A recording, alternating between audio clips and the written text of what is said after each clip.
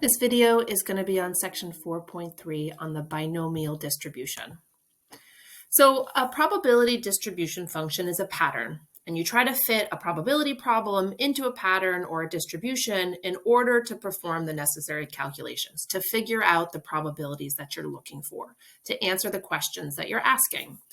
So these distributions are just tools that help make solving these probability problems easier.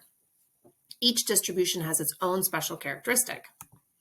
So we have some common discrete probability functions that are that come up frequently. So they are the binomial distribution, the geometric distribution, the hypergeometric distribution, the normal distribution, and the Poisson distribution. So in this class, we're really just going to talk about the binomial and the normal distributions. We are going to spend some time in the next chapter on a few continuous distribution functions, but these are the discrete ones that we're going to be looking at. So there are three characteristics of a binomial experiment. There are a fixed number of trials. Trials are repetitions of an experiment, and the letter N denotes the number of trials. There are only two possible outcomes, success or failure, for each trial. The letter P denotes the probability of a success on one trial, and Q denotes the probability of a failure on one trial. So P plus Q always equals 1. So if we know P, we can figure out Q by just subtracting P from 1.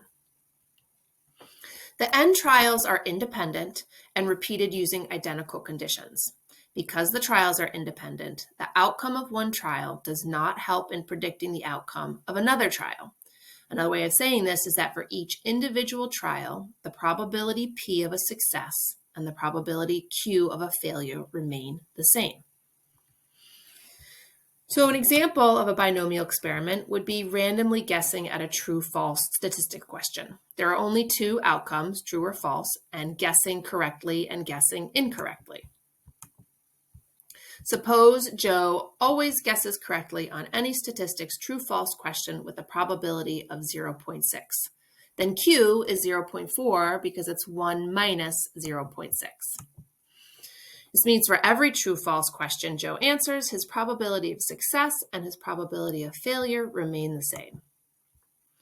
Another example, the State Health Board is concerned about the amount of fruit available in school lunches.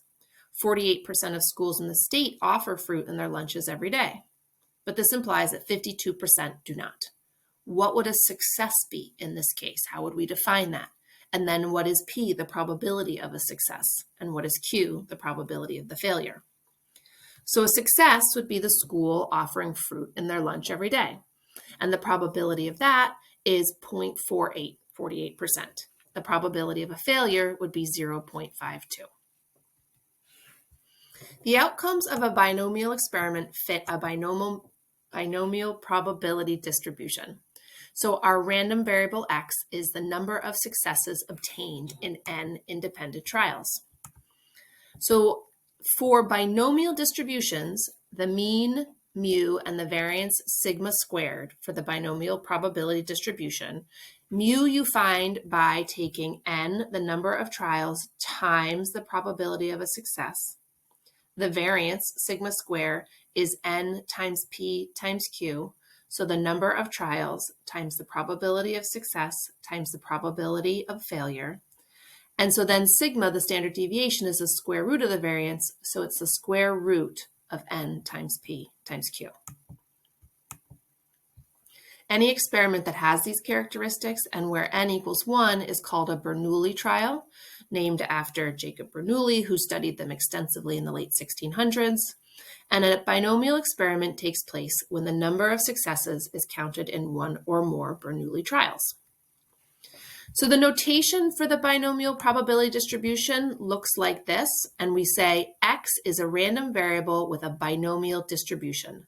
The parameters are n and p. N is the number of trials, and p is the probability of success on each trial. So we have an example. A trainer is teaching a dolphin to do tricks. The probability that the dolphin successfully performs the trick is 35%. The probability that the dolphin does not successfully perform the trick Therefore, 1 or 100 minus that would be 65%. Out of 20 attempts, you want to find the probability that the dolphin succeeds 12 times. So we're going to state the probability question mathematically. We're going to go through all the different pieces of this binomial situation. So we're going to let x equal the number of times the dolphin does the trick successfully. And x can take on the values 0 through 20. So then x is a random variable with a binomial distribution with the parameters 20 and 0.3. So 20 is our n, it's the number of trials. P is 0.35, the probability of a success. And then Q would be 1 minus P, or 0.65. That's the probability of a failure of the dolphin not performing the trick successfully. And our probability question stated mathematically looks like this: the probability that x equals 12. So we want to find out of 20 attempts, the probability that the dolphin succeeds 12 times. So x equals 12 in our probability statement. Another example. A fair six-sided die is rolled 10 times. Each roll is independent, and we want to find the probability of rolling a 1 more than 3 times. So x is the number of times you roll a 1. X can take on the values 0 through 10 because you're rolling the die 10 times. N is 10, that's the number of trials, the number of times we roll the die. And the probability of rolling a 1 is 0.167. That's 1 divided by 6. That's our probability of success. So then x is a random variable with a binomial distribution with the parameters 10 and 0.167. And our probability statement can be written as P, the probability that x is greater than 3. We are going to use Excel to find the answers to these binomial probability questions. This function here, binom.dist, is the function, the command we're going to use in our Excel problems. So if you look into it, fixed number of tests or trial, where the outcomes of any trial are only successes and failures. The trials are independent. The probability of success is constant throughout the experiment. These are all of the characteristics of a binomial experiment. So the syntax for this command: number underscore s, trials, probability underscore s, and cumulative. So what these mean are the number underscore s is the number of successes in the trials. This is what we're looking for. So for the dolphin, we were looking for 12 out of 20. Trials is the number of independent trials. This is our n value. So for the dolphin, it would have been 20. The probability underscore s, the probability of success on each trial. This is our p value. And I believe for the dolphin, it was 0.35, but I can't remember. And then cumulative is a logical value that determines the form of the function. What does that mean? You can write one of two words in here. If you write the word true, then this function returns the probability there are at most that number of successes. So this is less than or equal to that number of successes. If you write in the word false, the formula is going to return the probability that there are exactly that number of successes. So true is less than or equal to, and false is equal to. So what I have on this slide are all the different possibilities that we're going to run into. If our probability question is x equals some number, this is how we're going to write our function. Binomial.distribution, s, that number we're looking for, our n, our p, and the word false. If we're looking for the probability that x is less than or equal to some number s, we're going to use s, n, p, and true. Those are our straightforward options. After that, we have to think a little bit more about what we're going to put in. If we're just looking for x is less than some number, so it's exclusive of that endpoint, that's the same as saying that x is less than or equal to 1 less. So if x is less than 3, that's the same as saying x is less than or equal to 2. So we use the binomial distribution formula, but we put the number that's 1 less than the successes we're talking about in here. and we use the word true. If we're looking for greater than probabilities, greater than or equal to S is the same as X is not less than or equal to 1 less. X is greater than or equal to 3 is the same thing as saying X is not less than 2. So greater than or equal to 3, X is not less than 2. It's a little bit complicated. Whenever we use these is nots, so for all of our greater options, we're going to write the formula. We're going to do 1 minus the binomial distribution. And in this case, we're going to use S minus 1 again. So 1 less and the word true. But then if X is greater than S, so it doesn't include that number, that's the same as saying that X is not less than or equal to S. So if X is greater than 3, X is not less than or equal to 3. And again, 1 minus our binomial distribution, but we use our letter S, our number S, and the word true. So you have this to reference as we're going through our problems. So try it for 13. About 32% of students participate in a community volunteer program outside of school. If 30 students are selected at random, find the probability that at most 14 of them participate in a community volunteer program outside of school. So we're going to use the binomial distribution formula here. So the first thing we want to know is that we have 30 trials. The probability of success is 0.32. So Q is 1 minus that, 0.68. And X, which we didn't define, but that's the number of students, or that's a student participating in a community volunteer program or not. And so there's 30 trials, and here's our probability of success. So we are going to do the probability that X is less than or equal to 14, because at most 14 means 0, 1, 2, all the way up to 14. So less than or equal to 14. So we're going to go into Excel and type in this command. So here, less than or equal to 14. So you're going to type equals, and you're going to start typing the binomial, and you'll see it pops up. So I'm going to hit tab. So 14 is what we're looking for. We have 30 trials. Our probability of success is 0.32. I included the problem on the sheet so we could reference it. And we're going to use the word true. And notice here, Excel has sort of explained it a little bit, returns the cumulative, which is the probability there are at most. Okay, so we want the word true. I'm going to end my parentheses, and I'm going to hit enter. So the probability that at most 14 of them participate in a community volunteer program outside of school is actually pretty high, 0.9695, or almost 97%. So that's what that says. So then I extended this example a little bit just to go through some of the other options and the way things are worded.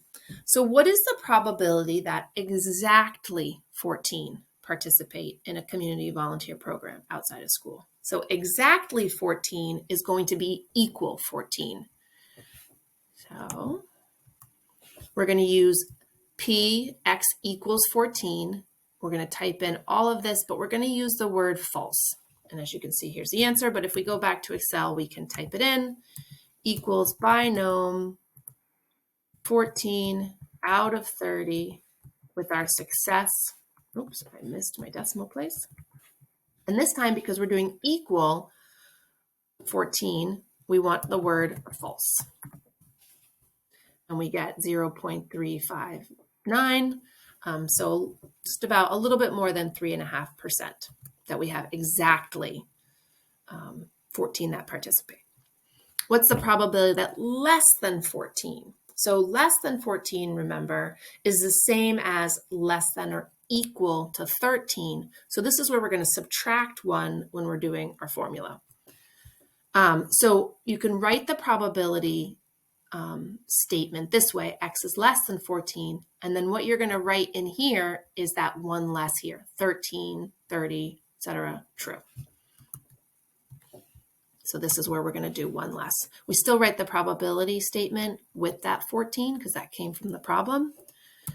but let's type in the binomial distribution, 13. You could also do 14 minus 1 if you, in your head, want to keep thinking about it that way.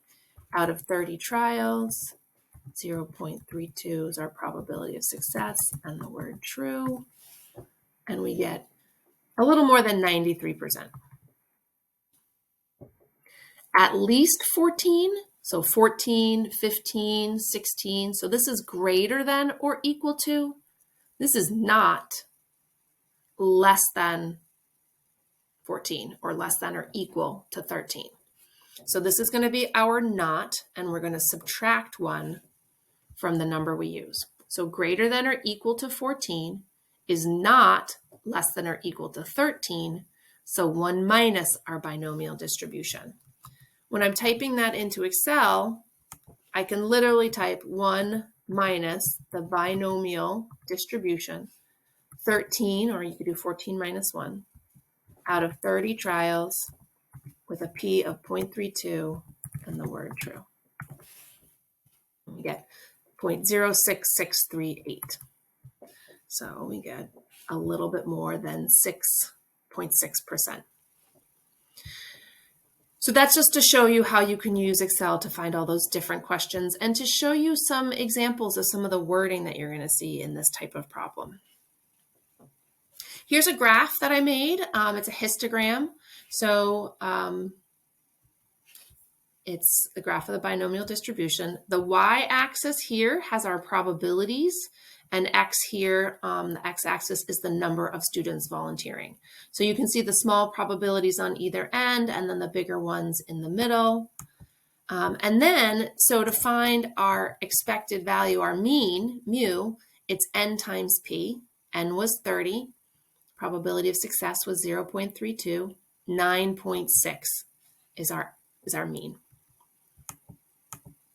Our variance, sigma squared, is n times p times q, so 30 times 0.32 times 0.68 is 6.528, and then square rooting that gives us a standard deviation of 2.55. So another example with a bunch of different probabilities to find. According to a Gallup poll, 60% of American adults prefer saving over spending. Let's let X equal the number of American adults out of a random sample of 50 who prefer saving to spending. So one of the reasons that we define our variables is to know how we're defining our successes. So preferring saving over spending, okay? That is a success. So what is the probability distribution for X? We're going to use Excel to find the following probabilities. The probability that 25 adults in the sample prefer saving over spending, that at most 20 adults prefer saving over spending, and the probability that more than 30 adults prefer saving over spending. And we're going to use the formulas to calculate the mean and the standard deviation of X. So what's the probability distribution for X? So X is a random variable with a binomial distribution with the parameters 50 and 0.6. So we're going to use Excel. So the probability that 25 adults in the sample prefer saving over spending, that's going to be X equals 25. Remember, with our equals problems, we use the word false. So we're going to go to Excel, scroll down a little bit, and here, this is going to be the binomial distribution function, 25 out of 50, with our success being 0.6 and the word false. I can also click it down here. Okay. And I get 0.0405, or about 4% probability that exactly 25 adults prefer saving over spending. At most 20, so that means less than or equal to 20. So we're going to be able to use the word true and the number 20. So X is less than or equal to 20, 20 and true. So going back to Excel, this is just the binomial distribution, 20 out of 50, 0.6, true. 0.0034, pretty small percent probability.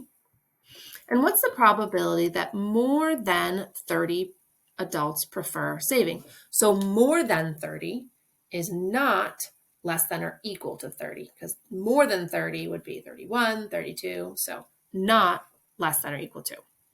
But the probability statement, x is greater than 30. But we're going to use 1 minus the binomial distribution, and we're going to use the number 30.